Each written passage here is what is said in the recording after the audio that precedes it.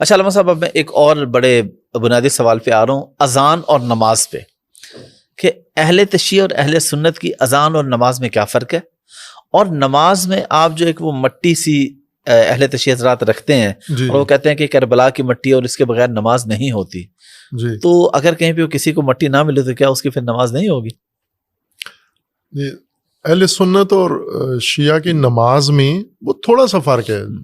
اصل جو نماز کا ڈھانچہ ہے اس میں کوئی فرق نہیں ہے، ٹھیک ہے، خصوصیات میں فرق ہے. ٹھیک مثلا ہے، جیسے ہاتھ کھول کے پڑھنا یا ہاتھ باندھ کے پڑھنا، ٹھیک ہے، اصل ڈھانچہ تو نماز کا جو شیعہ کے ہاں بھی سنی کے ہاں بھی وہ ایک ہی ہے، جو نماز کے ارکان اور واجبات ہیں. اچھا وہ دونوں کے ہاں ایک ہے، بالکل ایک جیسا. فجر کی آپ کے یہاں بھی 2 سنتے ہیں، 2 فرض ہیں، ظہر کے 4 فرض، اور اسی طرح سے بالکل اسی طرح ہے. ٹھیک ہے، لیکن جو خصوصیات ہیں ان میں تھوڑا فرق ہے. جیسے وضو میں مثلا یہ اجتہادی مسائل ہیں، فقہی مسائل ہیں، یہ کوئی اعتقادی باتیں نہیں ہیں کہ شیعہ فقی نے آیا وضو سے یہ استنباط کیا ہے، اس طرح سے سمجھا ہے کہ وضو چہرہ دھونے اور بازو دھونے سے اور سر اور پاؤں کا مسح کرنے سے ہوتا ہے.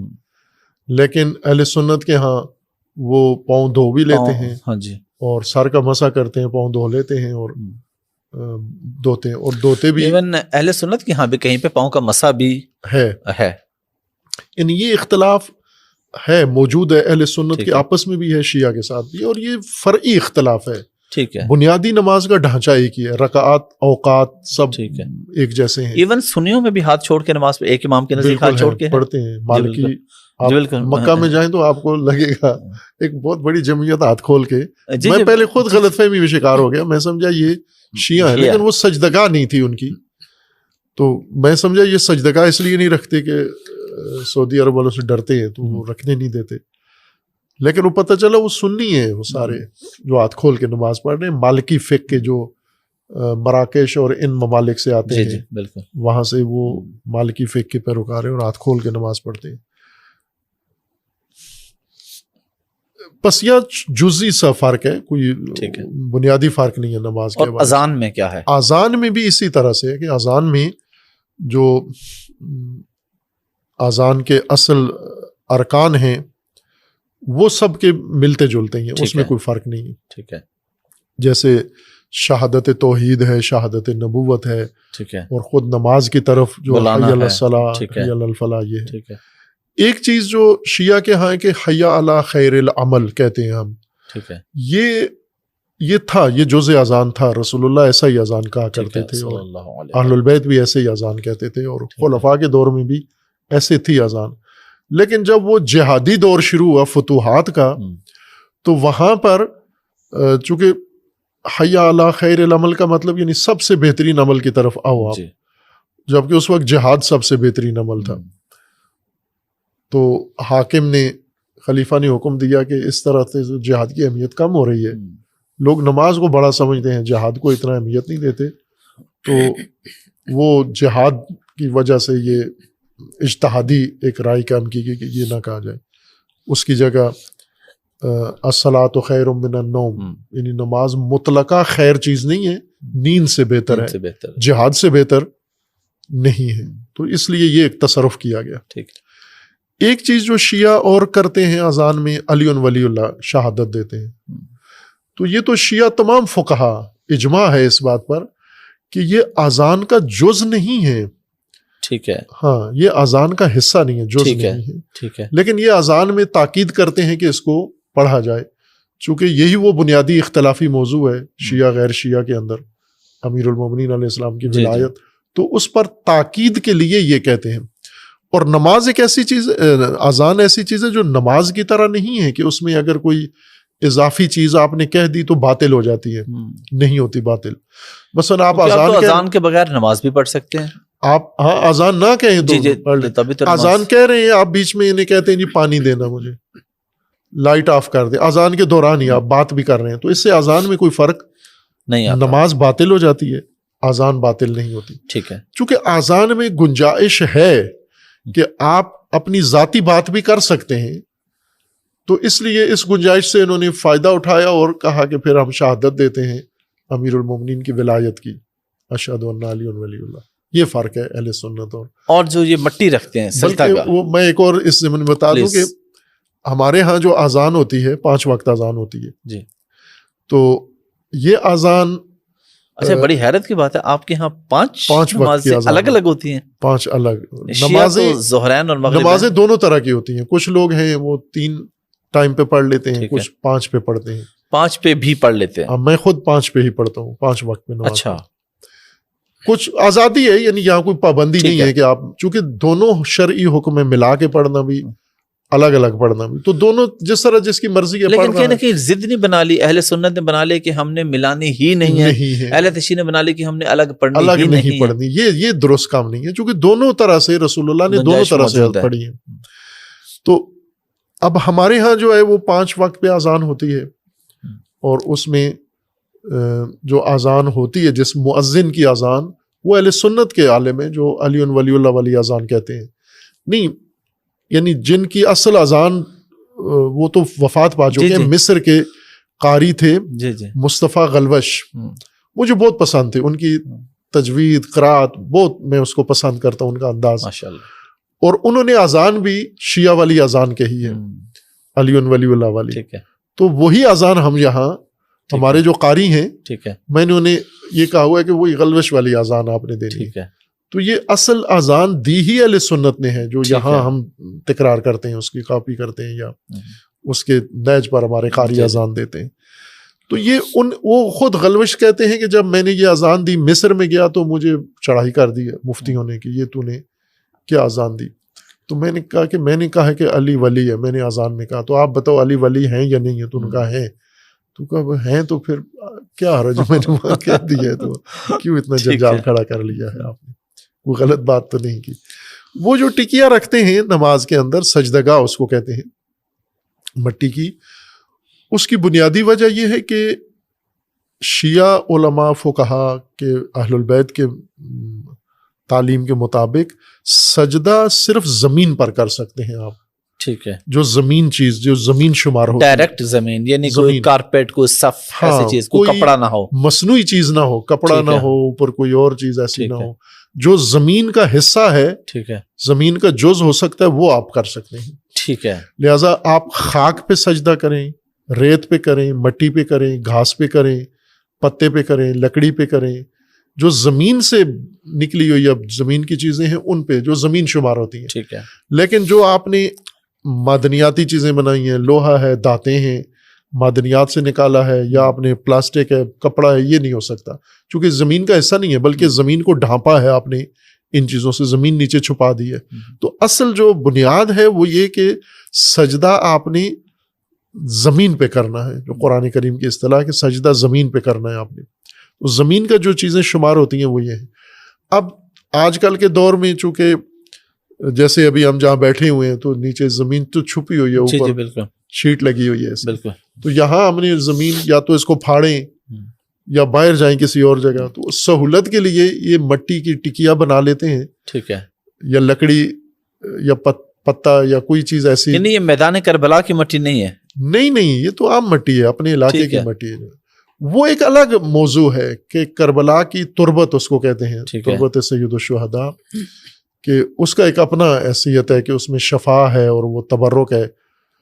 وہ ہونا ضروری نہیں ہے, مٹی ہونا, آپ اپنے لاہور کی مٹی لے لیں, آپ اپنے گاؤں کی مٹی لے لیں. ٹھیک ہے, سجدہ مٹی پر ہونا ہے, زمین پر ہونا ہے, اس کی یہ حکمت.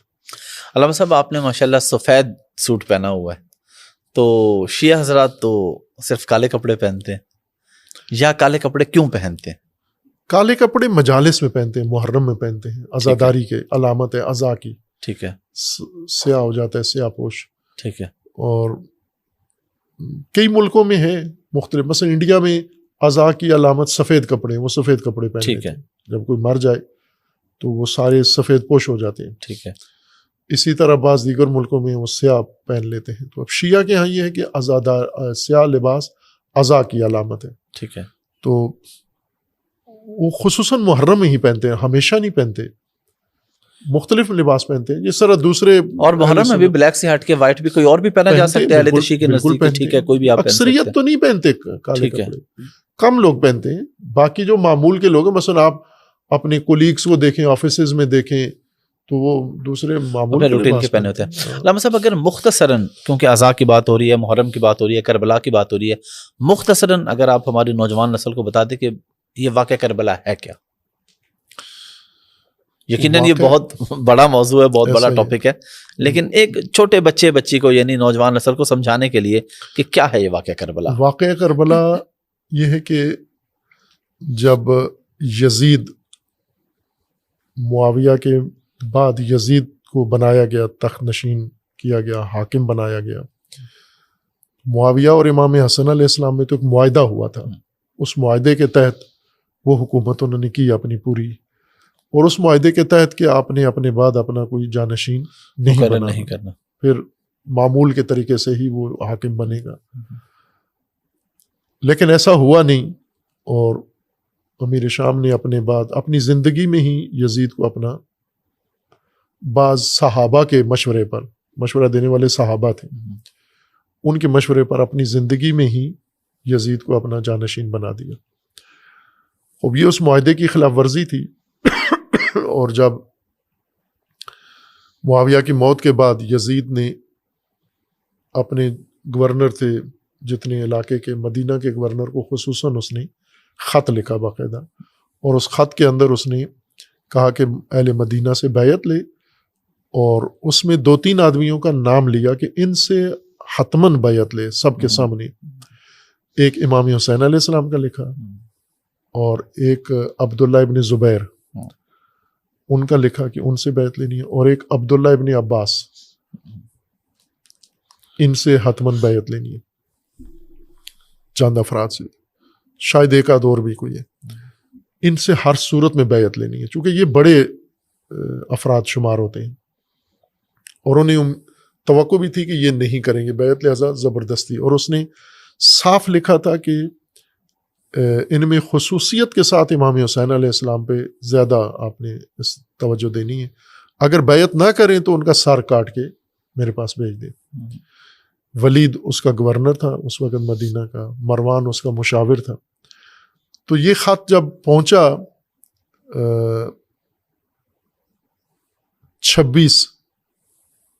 26 رجب کو، انہوں نے امام حسین علیہ السلام کو 26 رجب 60 ہجری طلب کیا امام حسین علیہ السلام کو. اور امام حسین علیہ السلام جب گئے تو دیکھتے ہی امام نے خود ہی کہہ دیا کہ مجھے لگتا ہے کہ تمہارا حاکم مر گیا ہے اور اس نے اپنا بیٹا بنایا ہے، تو تم مجھے اس لیے، تو انہوں نے کہا اس لیے بلایا. پھر انہوں نے خط دکھا دیا کہ یہ خط ہے اور آپ کو ابھی بیعت کرنا ہوگی. امام حسین علیہ السلام نے فرمایا کہ ابھی رات کی تاریکی میں، رات کو گئے امام، رات کی تاریکی میں اور چھپ کے تو مناسب نہیں ہے، تو صبح سب کے سامنے کرتے ہیں یہ بیعت. تو اس طرح امام علیہ السلام نکلنے، تو مروان وہاں بیٹھا ہوا تھا، تو مروان نے کہا ولید کو کہ یہ موقع ضائع نہ کرو، یہ بیعت نہیں کریں گے، اور صبح تک اگر مہلت دی تو معاملہ خراب ہو جائے گا، ابھی سر کاٹ کے ان کا بھیج دو. تو وہاں امام حسین علیہ السلام طیش میں آئے، اور مروان کو بھی، وہ جملے موجود ہیں تاریخ میں، اہل سنت شیعہ دونوں کتابوں میں، کہ اسے جو کہنا تھا وہ کہا، اور خود فرمایا کہ میں ہرگز یزید کی بیعت نہیں، پھر کھل کے کہہ دیا نہیں کروں گا بیعت، کہ یزید فاسق آدمی ہے، فاسد آدمی ہے، قاتل ہے، فلاں ہے، یہ سب، اور میں اس کی بیعت نہیں کروں گا. اور یہ کہہ کر امام واپس آ گئے، اور پھر اس کے بعد ایک دن رکے وہاں پر، اور 28 رجب کو امام علیہ السلام مدینہ سے، چونکہ اب انہوں نے تیاریاں شروع کر دی تھی امام حسین علیہ السلام کو پکڑنے، اسیر کرنے کی یا قتل کرنے کی، تو امام نے مدینہ چھوڑا اور 28 رجب کو مکہ کے لیے روانہ ہو گئے اپنا خاندان لے کر. اور مکہ میں 3 شعبان کو پہنچے، اور 3 شعبان سے 8 ذی الحجہ تک امام وہیں پر مقیم رہے. 8 ذی الحجہ کو حج شروع ہوتا ہے، لوگ عرفہ کی طرف جاتے ہیں، مینا کی طرف، تو امام علیہ السلام نے احرام کھولے اور مکہ سے باہر کوفہ کی طرف روانہ ہو گئے. اور اس دوران 3-4 مہینے جو مکہ میں قیام کیا، تو تمام بزرگان سے، سرکردہ لوگوں سے، صحابہ سے، شخصیات سے ملاقاتیں کی. اکثر نے روکا امام حسین علیہ السلام کو کہ آپ نہ کریں یہ کام، لیکن امام علیہ السلام نے انکار کیا کہ یزید کی بیعت کسی صورت نہیں کر سکتا میں، اور پھر اہل کوفہ کے خط آئے کہ ہم بھی یزید کی بیعت نہیں کرتے، آپ بھی یزید کی بیعت نہیں کرتے، تو آپ ہمارے پاس آ جائیں اور ہم یزید کے خلاف مقابلہ کرتے ہیں، جہاد کرتے ہیں۔ تو امام علیہ السلام نے عزم سفر کربلا کا کیا۔ راستے میں امام علیہ السلام کو علم ہوا کہ کوفی اپنے عہد سے پھر گئے ہیں۔ 18,000 خط لکھے تھے انہوں نے، 18,000 تعداد، 18,000 جی۔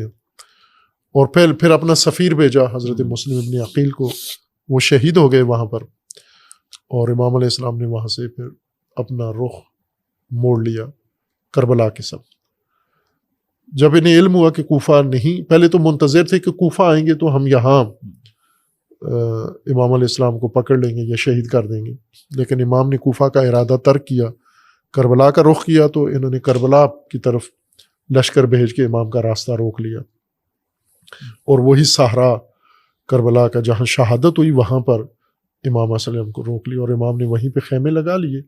2 محرم کو امام وہاں پہنچے، اور 10 محرم کو جنگ ہوئی، اور آدھا دن سمجھے صبح جنگ ہوئی اور عصر تک ختم ہو گئی، شہید ہو گئے سارے۔ تو اصل جو بنیاد تھی کربلا کی وہ یہی تھی کہ یزید کی بیعت کا انکار، کسی قیمت پر بھی یزید کی بیعت کا انکار کرنا ہے آپ نے۔ یہی وہ بنیادی نقطہ ہے جو مرحوم ڈاکٹر اسرار صاحب چاہتے تھے اپنی ملت کو بتائیں کہ یہ کبھی بھی نہیں کرنا، یزید کی بیعت نہیں کرنی آپ نے، اطاعت یزید کی نہیں کرنی آپ نے، مسلمانوں کے ساتھ جان دے دینی ہے، لیکن جان دے دیں۔ مسلمانوں کے ساتھ جو المیہ ہے یہ ہر یزید کی اطاعت پر تیار ہو جاتے ہیں، اور یہ کام درباری علماء کرواتے ہیں ان سے۔ ایک اور نقطہ میں اسی ضمن میں عرض کر دوں، کربلا کی وضاحت میں جو میں نے مجالس میں کافی بیان کیا ہے، وہ یہ کہ میں شیعہ کو یہ کہتا ہوں کہ آپ کو یزید سے بہت نفرت ہے، لعنت کرتے ہو یزید پر اور اس کے سارے لشکر پر، اور کیوں کرتے ہو آپ؟ کیوں ہے یہ نفرت آپ کو یزید سے؟ تو اس نفرت کی وجہ یہ ہے کہ انہوں نے امام حسین علیہ السلام اور آل رسول کو قتل کیا ہے، شہید کیا ہے، اس وجہ سے ہمیں نفرت ہے۔ تو اب میں ان سے یہ پوچھتا ہوں کہ آپ یہ بتاؤ کہ امام حسین کو یزید سے کیوں نفرت تھی؟ چونکہ اس وقت تک یزید نے یہ کام تو نہیں کیا تھا، یزید نے اس وقت آل رسول کو قتل نہیں کیا تھا جب امام حسین علیہ السلام نے اس کے خلاف قیام کیا۔ تو اس کا مطلب ہے کہ امام حسین علیہ السلام کی دلیل کچھ اور تھی، آپ کی دلیل کچھ اور ہے۔ آپ جس دلیل سے یزید کے دشمن ہو وہ ایک ہی یزید ہے، معاویہ کا بیٹا، لیکن امام حسین جس دلیل سے یزید کے دشمن ہیں وہ ہر دور کے یزید کے لیے مقابلے میں۔ امام حسین کو کیا اعتراض تھا یزید پر؟ یہ نہیں تھا کہ آل رسول کیوں مارے ہیں، چونکہ ابھی نہیں مارے تھے اس نے، یہ تو بعد میں جرم کیا۔ وہاں پر اس کا جرم امام نے بتایا کہ یہ فاسق ہے، یہ فاسد ہے، یہ شراب خار ہے، یہ مولن بالفسق ہے، یہ کسی لحاظ سے امت مسلمہ کا سربراہ نہیں بن سکتا، حقدار نہیں ہے یہ۔ اگر ہم چشم پوشی بھی کریں تو بھی یہ حقدار نہیں ہے اس کا، یہ چپ رہنے کی جگہ ہی نہیں ہے یہاں پر، یہاں ہر صورت میں بولنا ہے۔ تو میں ان کو یہ کہتا ہوں کہ اگر تمہارے دلیل بھی امام حسین والی دلیل ہو یزید کی مخالفت کی، تو پھر تم ہر دور کے یزید کے مخالف ہو گئے۔